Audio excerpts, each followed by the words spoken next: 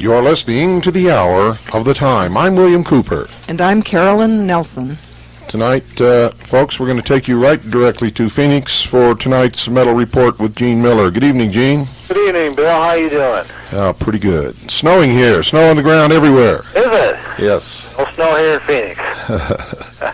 Well, gold today had a high of 379.70 and a low of 376.40 to close at 378, down $2.30. Silver had a high of 5.23, a low of 5.14 to close at 5.21, up 4 cents. The Dow had a high of 39.1160, a low of 38.8660 to close at 39.1160, up $24.20. Something that I found very, very interesting the other day, and I wanted to read this to the listening audience tonight. I think something they need to be aware of, and I'll be more than glad to, people at Swiss America here will be more than glad to make this available to you. It's how the cops can seize your property, and that's how the title of the article. And it says, if you pick up any Wednesday's USA Today and turn to Section D, you'll find a full page of cash, cars, and real estate that the Drug Enforcement Administration has seized under its Property Confiscation Authority. But all this stuff belonged to the drug dealers, and they had it coming, right? Wrong. Those listed the government is careful to point out, are not necessarily criminal defendants or suspects, nor does the appearance of their names in this notice necessarily mean that they are the target of DEA investigations or other activities.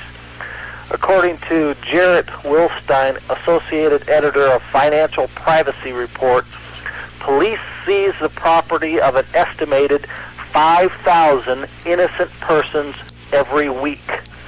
Agencies now confiscating property from innocent Americans, says Wilstein, include the FBI, the Coast Guard, the Food and Drug Administration, the U.S. Postal Service, the Bureau of Land Management, the Security Exchange Commission, and the Department of Housing and Urban Development, as well as thousands of state and local police departments. Volusia County, Florida, police routinely ask people stopped for traffic violations how much money they're carrying. Wilstein says if motorists have more than a few $100s on them, the money is seized on the grounds of suspicious behavior. Police also seized jewelry and expensive cars. In the last 4 years, Wilstein says these legalized highway robberies have brought in $8 million. Even paying for airline tickets can be dangerous now. It says the DEA and local police operate surveillance units at all major airports. According to Wilstein, virtually everyone you deal with at an airport, from the ticket clerks to the baggage handlers, is paid a 10% bounty for turning you in to the DEA if you buy a ticket with cash or if you look even suspicious. The CBS program 60 Minutes sent a well-dressed reporter to the airports in several major cities where he purchased tickets with cash. In every instance, DEA agents were waiting to seize his money. The feds also keep a watchful eye on patrons of major hotels around the country and have installed surveillance cameras at agricultural supply houses and require salesmen to keep records of people who buy grow lights, hoping to spot pot farms, Wilstein reports. Local police are no slouches either. Texas officers arrested a 49-year-old woman at Houston's Hobby Airport 5 years ago when a drug dog scratched at her luggage, Wilstein says. A search revealed no drugs, but did turn up $39,110 in cash, money from an insurance settlement, and the woman's 20-year savings. The woman was charged with no crime and was able to document the origin of the money. The cops kept it anyway. Though not mentioned by Wilstein, the case of Donald P. Scott shows law enforcement at its worst. Using an improperly obtained search warrant, 30 local and federal law enforcement officers broke down the door of Scott's California home in October of 1992. When Scott, armed with a pistol, went to check on the commotion, the cops killed him in supposedly self-defense. They suspected Scott of growing marijuana, but no marijuana was found. After an exhaustive investigation, Ventura County District Attorney Michael Bradley concluded that the raid was motivated, at least in part, by a desire to seize and forfeit the ranch for the government. The DA's report added this chilling tidbit. In order to seize and forfeit property under either California or federal law, there is no requirement that an individual be arrested or even charged criminally.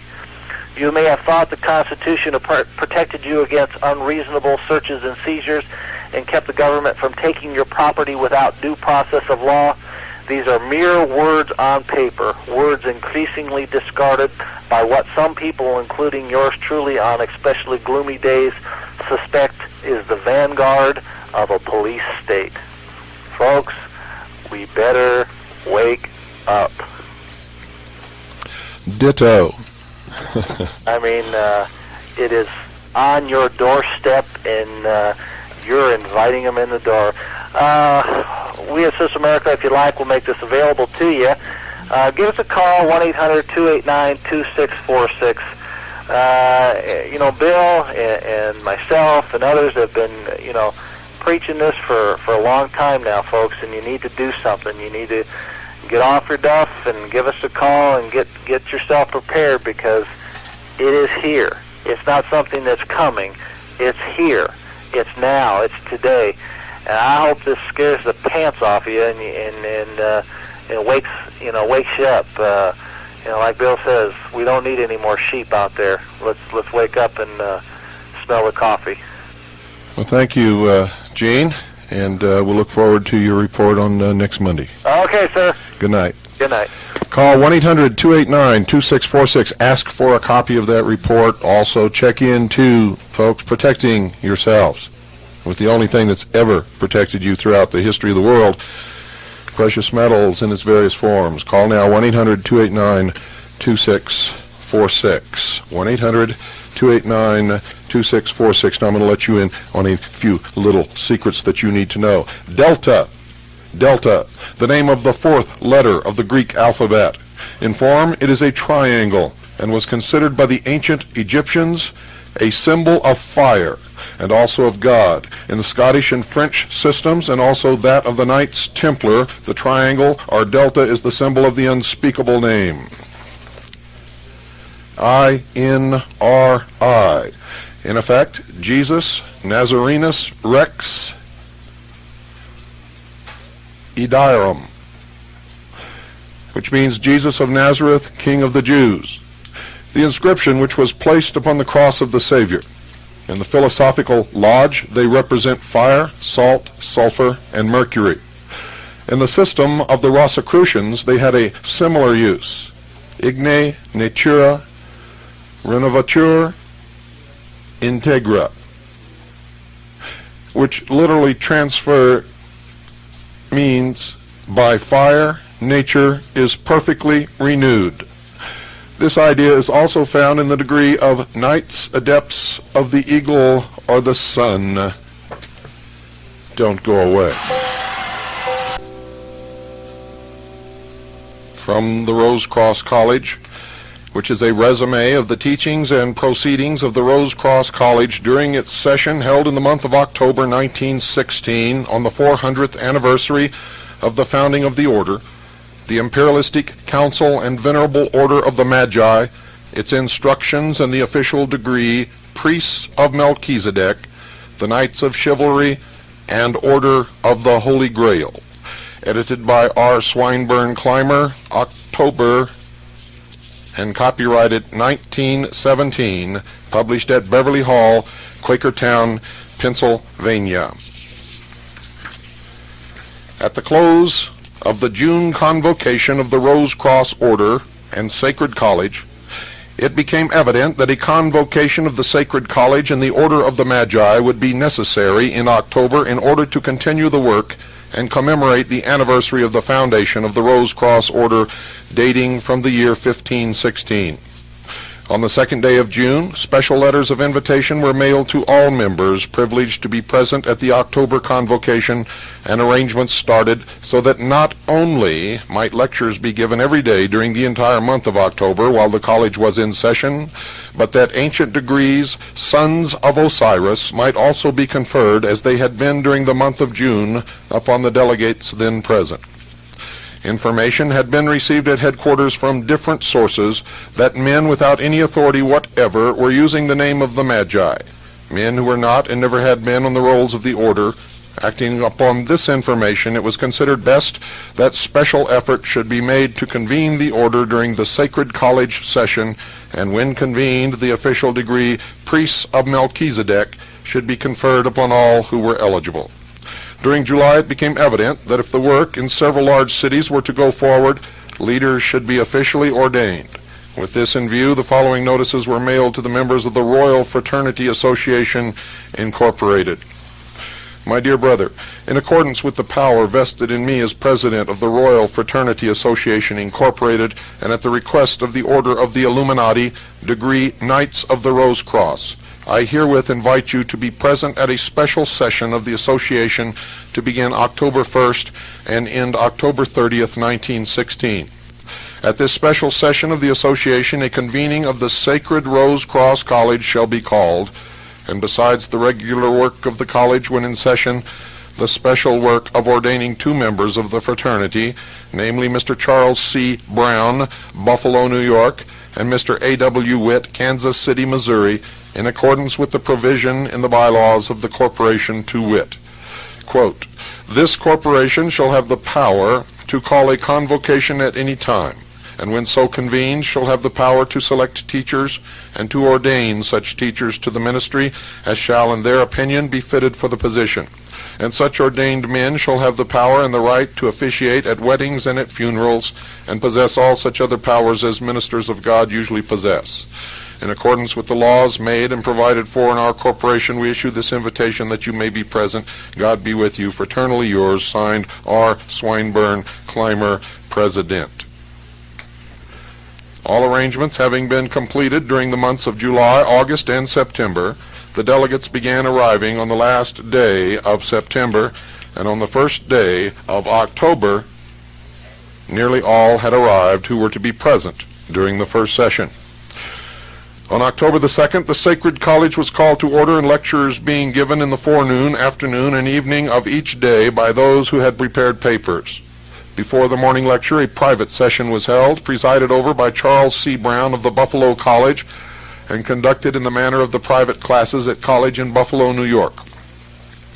On the evening of October the 11th, all the delegates repaired to the Grove of Osiris, where the 3 degrees, Ancient Mysteries of Osiris, were conferred upon those delegates not previously initiated.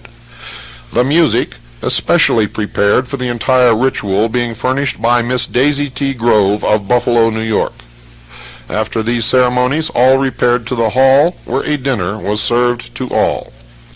On the night of the 12th of October, the delegates met in the Rose Cross Chapel, and after the Imperialistic Council and Venerable Order of the Magi had opened in due form and finished its official business, the official degree Priests of Melchizedek was conferred upon all those present.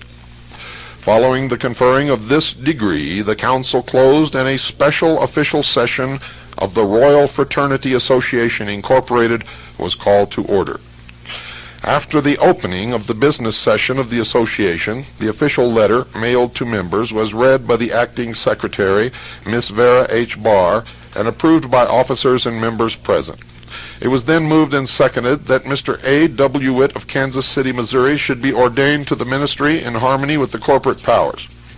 Mr. Witt was called upon to make his confession of faith and allegiance to the Church of Illumination and to read the thesis prepared for that purpose. The ordination in due form followed.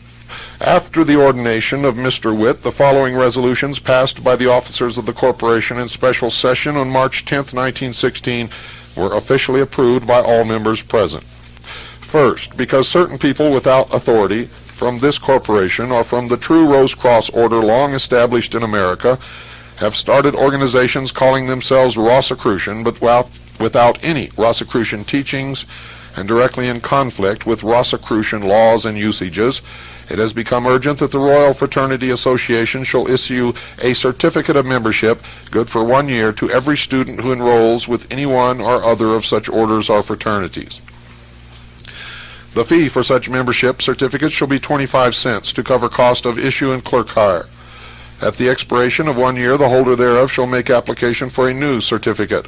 All such certificates shall be on record in the office of the President of the corporation. Any student expelled from the order makes void his certificate unless reinstated. Any member of any body in fraternal relation with the Royal Fraternity Association may, on the payment of a fee of 25 cents, have a certificate issued to him recognized by the fraternities affiliated with this corporation.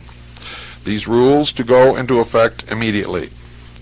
It is regrettable that such rules and regulations are necessary. Not less than 6 different associations have sprung in existence calling themselves Rosicrucian, without a shred of Rosicrucian teachings, and 3 other associations calling themselves Magi or Melchizedek, without any authority of any Magi, and all of them years after the institution of the legitimate bodies.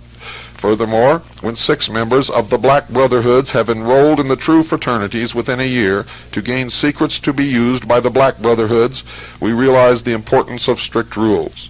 For this reason, the Royal Fraternity Association as a protecting body became a necessity. Following the session of the Imperialistic Council of the Magi and the session of the Royal Fraternity Association, a midnight dinner, the October Feast of the Gods, was partaken of by those present. On the night of October 13th, after the opening of the official session of the corporation, the following resolution, voiced by the chairman and seconded by Reverend A. W. Witt, was passed. Under the Royal Fraternity Association, during the convocation of the Sacred College, that the Order of Knighthood, known as Knights of Chivalry, Order of the Holy Grail, be reinstituted. That at this meeting, 1 Sir Knight should be created by the Grand Sir Knight, and that this Sir Knight should select his lady for the coming year, and that during the year following this Sir Knight should select men either within or without the order, that at the next June convocation of the Sacred College, such men selected by him, and not more than 9, attend the Sacred College convocation and be created knights. Those in turn to select their ladies, either from within or without the order, but from within if possible. Only men of the highest standing to be selected, men of the highest moral character, men chivalric towards womanhood. Each man must study and be familiar with the labors of chivalry, legends of the Holy Grail or Holy Graal, and the Golden Fleece of the Jason Society. After the first year, that a certain number of men worthy of the honor be selected, also ladies to the same number, the total of men knights not to exceed 199 during the first 7 years. That the first one to be selected and created a Sir Knight be August Rue, spelled R-H-U, medical doctor of Marion, Ohio, because of high attainments in his profession and the favorable aspects of the heavens to his nativity and of the prophecy made by those who know. Biography: August Rue, Marion, Ohio, specialty surgery and gynecology. Born in Seneca County, Ohio. Graduated from Western Reserve University, Medical Department, Cleveland, Ohio, 1885. Fellow American College of Surgeons, 1914. Yearly special course in surgery and medicine since 1885. Is also an author. Immediately upon the passing of these articles, Dr. Rue was created a Sir Knight and selected as his lady-in-waiting for the year, M. Alice Reese, spelled R-E-E-S-E, of Kansas City, Missouri, who was then knighted as a lady. R. Swinburne Clymer, as Grand Sir Knight, was ordered to prepare rules and regulations for the Sir Knights after ancient usages. On the 15th day of October, the first session of the Sacred College came to a close, and the delegates returned to their homes. The officers remained for the second session. The second session of the Sacred College was called to order on the 16th of October, at which time the delegates had arrived for the second session. Lectures at once began and continued for the rest of the month. On the evening of the 17th of October, those present repaired to the Grove of Osiris and had conferred upon them the ancient degrees of Osiris, in like manner as that conferred upon the delegates of the first session. The midnight dinner, Feast of the Gods, followed the conferring of the degrees, followed by the usual social session. On the night of the 18th of October, the delegates and officers repaired to the Rose Cross Temple, and after the imperialistic council of the Magi had come to order, the ancient degree, Priests of Melchizedek, was conferred upon them. After closing the temple in due form, an official session of the Royal Fraternity Association, Incorporated, was called to order. Charles C. Brown of Buffalo, New York, was brought before the session and requested to make his confession of faith and allegiance to the Church of Illumination and read his thesis. He was then ordained to the ministry in due form. After Mr. Brown had been ordained and the business of the corporation brought to a close, a dinner was served to those present. Lectures continued thrice daily, with a special session each forenoon, led by Reverend C.C. Brown, until the night of October 24th, when word was received that Joseph A. Walter, 32nd degree Freemason of the Scottish Rite, of the Buffalo, New York Consistory, A.A. Scottish Rite, a brother of the order, Fraternity Sons of Osiris, would arrive that day. On his arrival, the imperialistic council and venerable order of the Magi convened, and the ancient degree Priest of Melchizedek was conferred upon Mr. Walter, followed by the official dinner in his honor. Of the lectures given during the month of October, only a limited number can be given. The dedication service, to be used in all ceremonies of ordination to the ministry in the Church of Illumination, was prepared by the writer some years ago, and symbolic of the path taken by the neophytes desiring to reach illumination. The article concerning the Magi and the work on the order of knighthood, with exceptions as noted, are from the same pen. With the exception of the Church of Illumination, the thesis prepared by Reverend Charles C. Brown, no other lectures were given by him, as he conducted the private classes during the time of the convocation. Our work was prepared by Reverend A.W. Witt as his thesis for ordination, and the all-seeing eye is by the same writer. The lecture, Origin of Symbolism and Eugenics, as taught by the Sacred College, are by Grace Kincaid Maury, a graduate of Oberlin College, Secretary of the Buffalo Rose Cross College, and Secretary of the Royal Fraternity Association, Incorporated.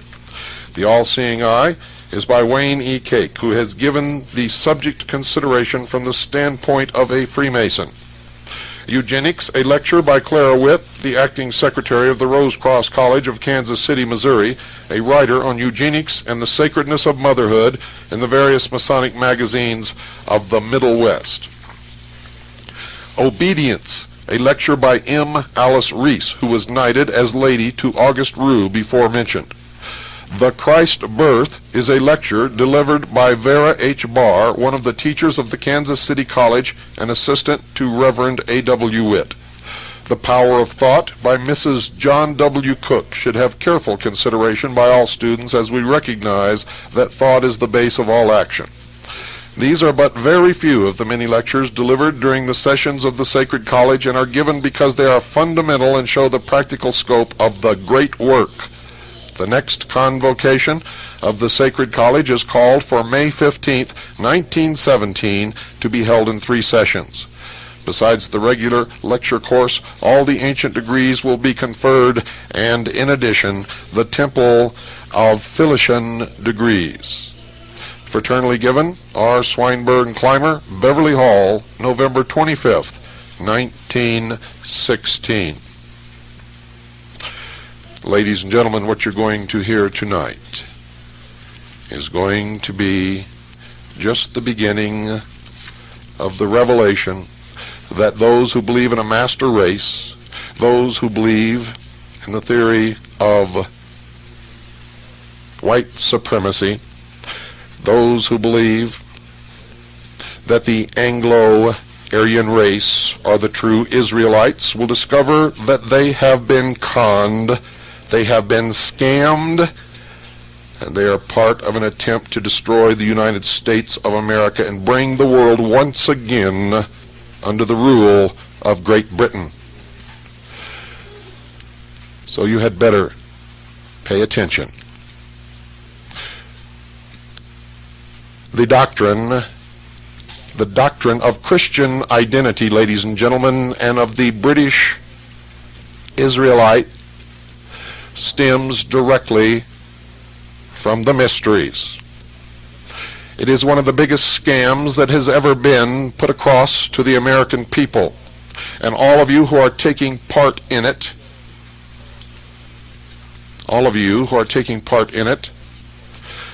are, for all intents and purposes, calling Jesus Christ a liar. You are also helping in a great plan to destroy this great nation and bring about a one-world, totalitarian, socialist government upon the face of this earth. And if you listen carefully and take notes, and if you go to the sources that we give you, you will discover this on your own. And if you study your own history, if you are of Aryan or Anglo descent, you will discover that there is no Hebrew root in your language.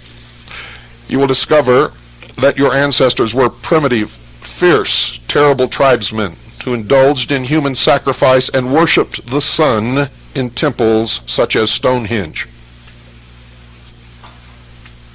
And if you're smart, you will join all those people in the world who want freedom,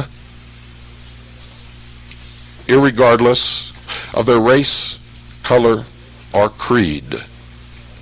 You will stop buying in to the Hegelian dialectic of divide and conquer, in which they separate us, feed us lies, and send us off to kill each other, while they place the chains about our ankles. Don't go away, ladies and gentlemen. I'll be right back after this very short pause. You know,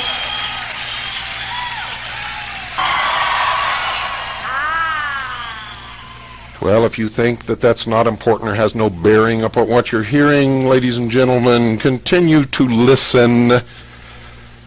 Take the doctrine out of your head that you don't want to hear the facts because you already know what you believe. Take the pin labeled Archie Bunker off of the front of your shirt and throw it in the trash can. And pay attention and get smart and wise up. Stop being sheeple. The Order of the Holy Grail. Few people are acquainted with the fact that the flower of manhood in France and England belonged to knighthoods founded ages ago, their object being the recognition of and the homage due womanhood. These orders bear the names of Knights of the Garter in England, whose insignia is the garter, and Knights of France, represented by the fleur-de-lis. Both these orders, ladies and gentlemen, were founded by men belonging to an older and nobler order, Knights of the Holy Grail, who took advantage of a trivial circumstance to establish these orders for the protection of womanhood. Though the knights were in search of the Holy Grail, their own soul, the Grail represents their own soul, they were ever ready to fight for their country, for womanhood, and the sacred mysteries. Other orders, dating back many periods of time, under different names and emblems, entertained the same high-minded, chivalric motives. The motto of the Knights of the Garter, Honi soit qui mal y pense, translated, reads, "Evil to him who evil thinks." This phrase fell from the lips of Edward III as he penned the garter, "Guard her," to his arm. To the initiated, this motto takes on a deeper meaning. In its most exalted purity, it was used by knights centuries before the Christian era. The garter is a feminine emblem, supposedly unseen unless by accident. A mishap to a noted countess caused the garter to become the insignia of one of the great orders in history. The greatest movements of an age often appear accidental. The fleur-de-lis is also an emblem of woman, and most of the symbols of the present and earlier ages are characteristic of eternal feminine. Centuries before Jesus walked the earth, members of sacred and honorable orders held the lingam sacred.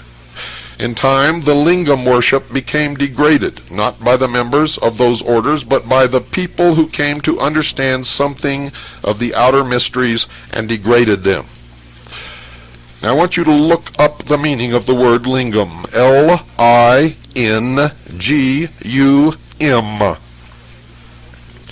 The faith of both Christian and Catholic devotees is symbolized by emblems of sex. The Christian cross indicates the male and the heart, that of the opposite sex. Both cross and heart are creative or phallic emblems. There is nothing greater or higher in the universe of God than creative power. The power that can create can also recreate and regenerate. If we honor the Creator, why not the created creation? All the wisdom, philosophy underlying the knights of the different orders and the mythologies was based upon creative power. Probably the most beautiful and purest of mythological stories is that of Eros and Psyche, the story of the soul and its earth career. As all Sir Knights are expected to read mythology, it is not necessary to give details, but simply call attention to the esoteric meaning of this supposed myth. Aphrodite, or Venus, the fairest queen in the Greek heaven of the immortal gods, was subject to pride and jealousy and demanded homage because of her sex and beauty. Psyche, the soul, untainted by sin, was possessed of a beauty far more attractive and compelling than the mere physical beauty of Aphrodite. The inference is plain. They were rivals. In her innocence, Psyche worshipped Artemis, or purity, the deity of virgins. She had no desire to attend the festivals of Aphrodite, the goddess of love and beauty, because she knew not of love and beauty. This gave offense not only to the priestess, but to her parents as well. The parents called by us temptation, which is the beginning of all knowledge, induced her to appear before the goddess in all her purity and innocence. The worshippers fell down before her. Such obeisance to another beauty roused the anger and jealousy of Aphrodite, who vowed vengeance on the radiant Psyche. Not having sinned, only listened to temptation, Psyche was really not subject to punishment. The soul that listens to the voice of the flesh is not necessarily punished for that which follows, but because of passive resistance, it permits itself further temptation. Aphrodite, symbol of Earth Mother and procreation, resented the adulation bestowed upon innocence. If the worship of men turned from the priestess of love and passion to that which was chaste and immaculate, how could she people the earth and thereby obtain new worshippers? Brooding over this condition, she called her son Eros, or Cupid, the god of love, that beautiful emotion which enters into the heart of all created things, and bade him seek Psyche and arouse in her the desire of love and passion. She commanded him to keep himself inviolate, not taking into consideration the great law of the universe, which demands a just return for all things given or received. Eros, god of love, the law of love itself, retired to do his mother's bidding. Meanwhile, Psyche was lamenting the fate of her loneliness. The maidens about her were being taken in marriage, while she, the fairest, was left uncourted. Like the soul that listens to temptation, she had become an inhabitant of the realm of unrest and longing. No longer single-minded in her worship of Artemis, she was not yet possessed with the desire of love and passion. that state of feeling that would transform the worship of the gods into a longing to possess her. Eros was thus commissioned to bring this about. The temptations not resisted in the life of the soul bring about the unhappiness to which it is subjected. But at the same time, it is the fate of temptation to bequeath knowledge to the soul. Obedience to the tempter results in wrongdoing and sorrow, but it opens the way to wisdom and light. Before the edict of Aphrodite could be carried out, she decreed that Psyche should leave the abode of the gods. When the soul, in its untried purity, listens to temptation, it closes the doors of heaven against itself, and must then prepare for its journey earthward. Death is its portion, or, as Psyche was told, she would espouse a monster. When the soul first comes within the influence of the earth life, it is not conscious of the restrictions of matter, nor the laws that confine it there. Psyche awoke to a new existence. To her surprise, she found herself surrounded by a realm of beauty with the promised monster nowhere in sight. But her happiness, her content, was of a passive nature. For though banished from the heaven of innocence, she was not awakened to the power and thraldom of passion. Not having actually sinned, she was not in possession of the knowledge of self. She heard the call of love, but saw no form. In answer to her question, Eros answered that it was love, her husband. The perplexed Psyche could not be satisfied with mere assurances of love. The insistent call of the imprisoned soul for knowledge through all the senses demanded recognition. She must see love. Love without passion does not satisfy mankind. It is a state of feeling undemonstrated. The urge in man must know, see, feel, and possess. Eros informed Psyche that because of an unalterable decree, she would never behold his face. Only in darkness could he come to her. Only in secrecy could she know his embrace. To accept love as it is offered, to live surrounded by love, with thoughts unmixed with doubt or suspicion, would lift the soul to the heaven of happiness and immortality. Man, in his attempt to dissect and analyze, opens the way to grief and pain, worry and fear, doubt and misfortune. As darkness falls, or as the soul sinks deeper into the realm of matter, it feels the presence of unseen shapes about it. Fear contends with love, while passion awaits nearby. But Eros, love, makes himself heard through the veil of flesh, and whispers, "Fear not, though the darkness of night surround thee," flesh covering the soul, "I am with thee. My love shall sustain and protect thee. No matter where thou goest, to heaven or hell, thou art mine, my beloved, as I am thine, for I am love, the delight of the world, the giver of life." With love in the soul, there is nothing to fear. When the soul is supported by love, evil is powerless. Love not only gives life, not only bequeaths youth, health, and strength, but molds and perfects mankind. As Psyche received Eros, love, a thrill of joy, passed through her. She opened her arms to the tender form of the lovely youth and cried, "Who art thou that takest pity on one doomed to be a sacrifice to the most terrible monster of the demons of hell?" Eros answered, "Fear not the monster of whom the oracle spoke. I am thy husband. I am he before whom both gods and fiends have reason to tremble." Love supreme is the husband of the soul. It may lead its spouse to the innermost shrine of heaven.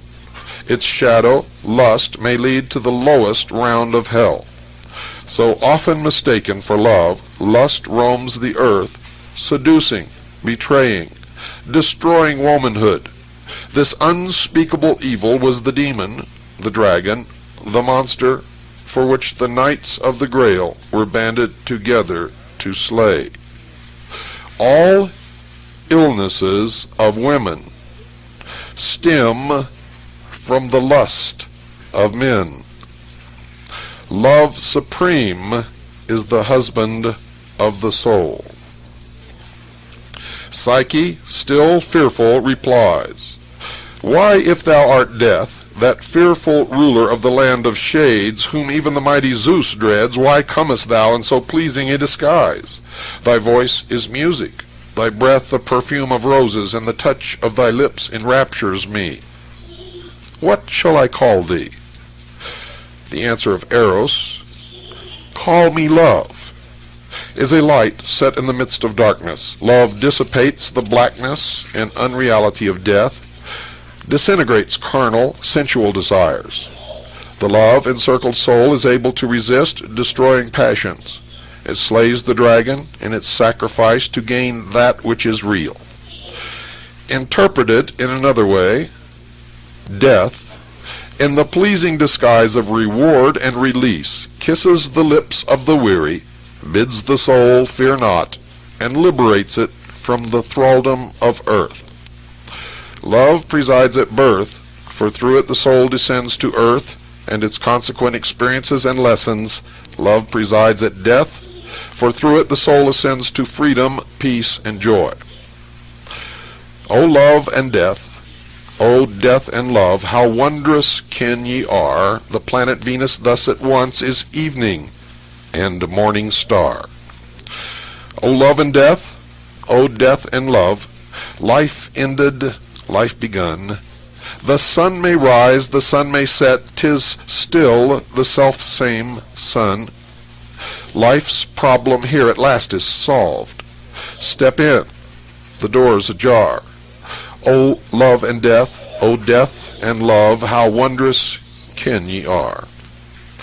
Psyche and Eros lived happily together, even though the strangeness of life caused her momentary fear. The soul, surrounded by the darkness, the unreality of earth, seems bound to question the promises of love. Still, unless haunted by the phantoms of doubt and suspicion, the soul retains a general state of peace and happiness. But as time passed, the variety and newness of love waned, and doubt and suspicion became easy to entertain. Eros granted Psyche entire freedom in the selection of her guests, stipulating only that he be not questioned. The generosity and goodness of Eros roused the phantoms to a more spirited action. They urged her to insist upon knowing whom her husband really was. Surrounded by secrecy, how did she know that he was wholly hers? Could she depend upon him to supply her every need? With these questions and inferences, they opened the door to the most deadly of the phantom sisterhood, jealousy. The carnal mind, insisting upon proofs that can be seen and felt, refuses unseen verities. Mind immersed in materiality prefers a chaos of fact and objectivity to a cosmos of harmony and beauty.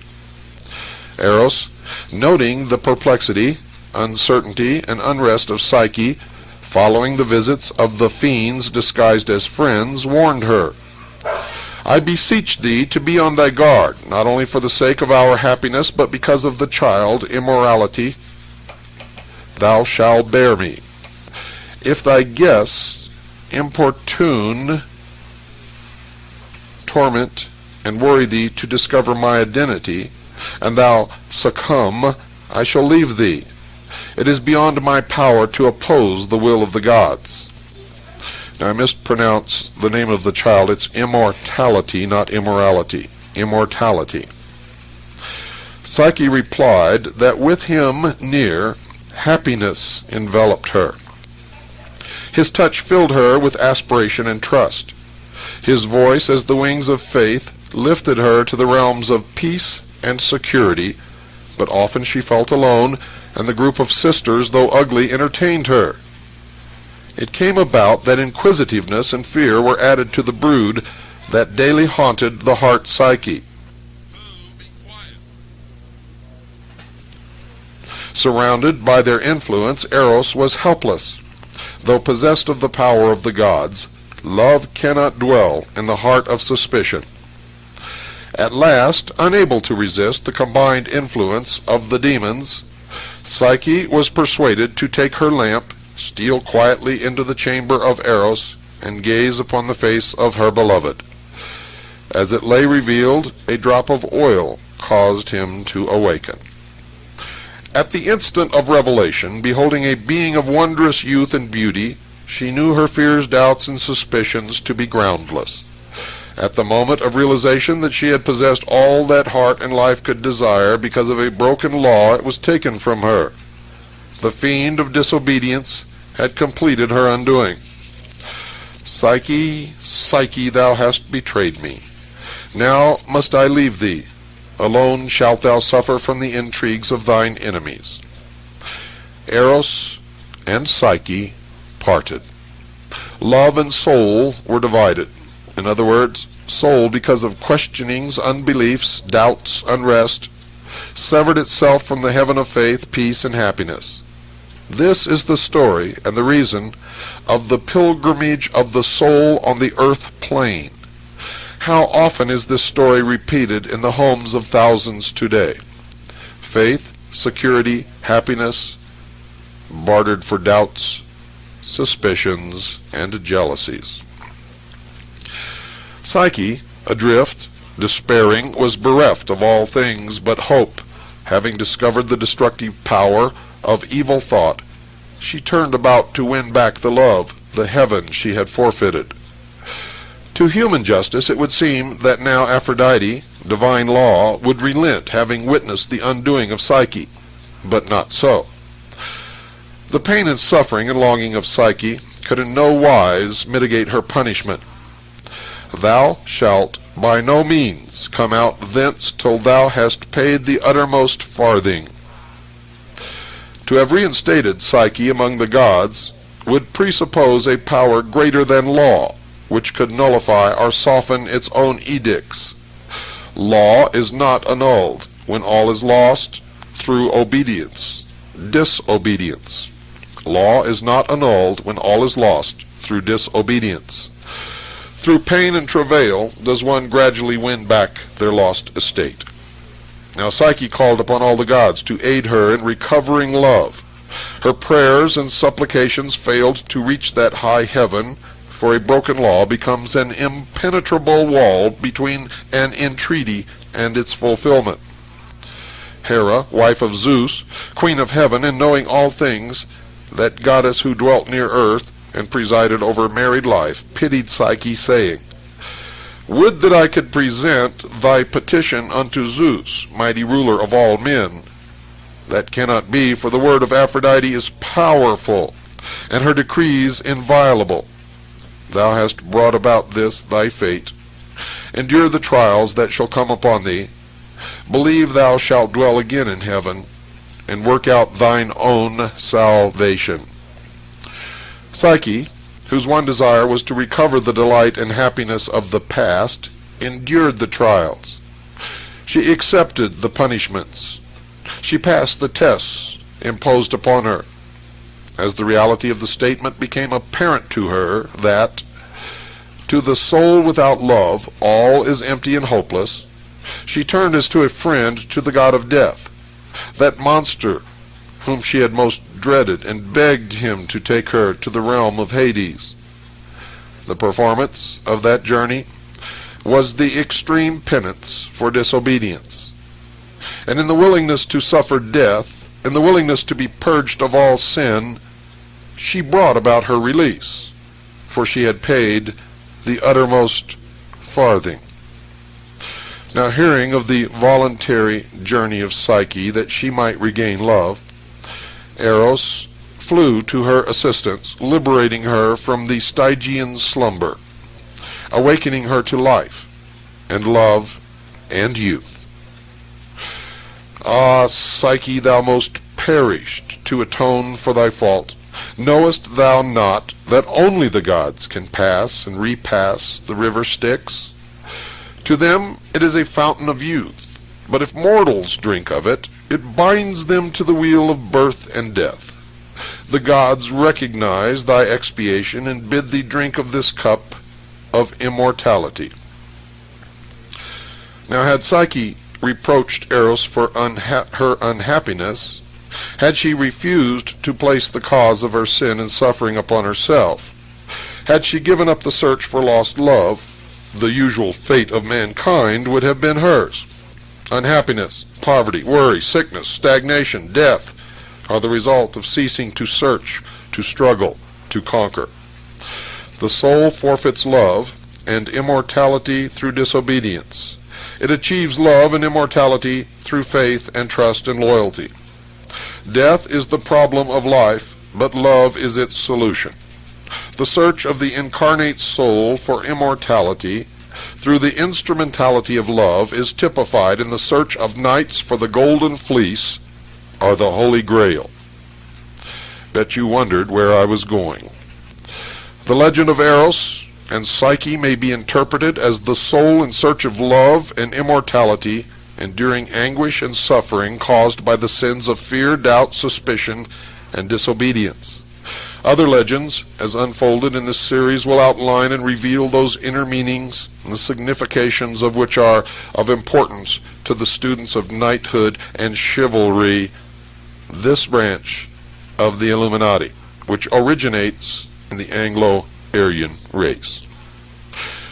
In the myths, ladies and gentlemen, surrounding King Arthur and the Round Table, and of those knights of the Holy Grail who were the forerunners of the Order of the Garter and other knighthoods, and in particular of the group known as the Round Table, one particularly is worthy of interpretation, demonstrating as it does the use and abuse of power. And in the second hour tonight, we will tell you the story of Merlin. The story, ladies and gentlemen, of Merlin.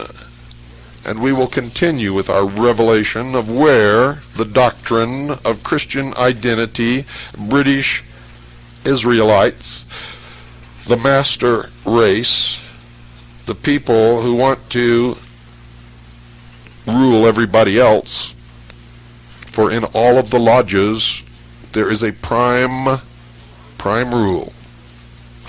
The Anglo-Aryan race is supreme, and you will find no one of color in the lodge. Ladies and gentlemen, this scenario has been played out throughout the history of man. It has never changed.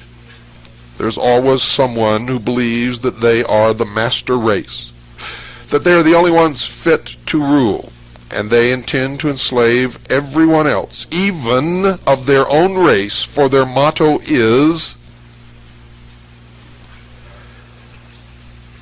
if you are not one of us, you are nothing. Ladies and gentlemen, in the material passed out by James Bobo Grits here, we call him Bobo Grits, Lieutenant Colonel James Bo Grits, in his Spike training, advertisement literature, and in his Spike video, you will see that Spike is spelled, and I left it up to many of you to learn what it is on your own. Some of you did, most of you did not. S-P, Penis of Osiris, K-E, S-P, Obelisk, K-E, S-P, Phallus, K-E, S-P, Stupid Sheeple, K-E. You had better wake up out there, and you had better do it really quick. I'll be back, folks, 9 p.m. Pacific, 10 Mountain, 11 Central, and midnight Eastern Standard Time. Don't miss it, and if you do, tape it, and if you can't tape it, order the tapes from us. Good night, and God bless you all.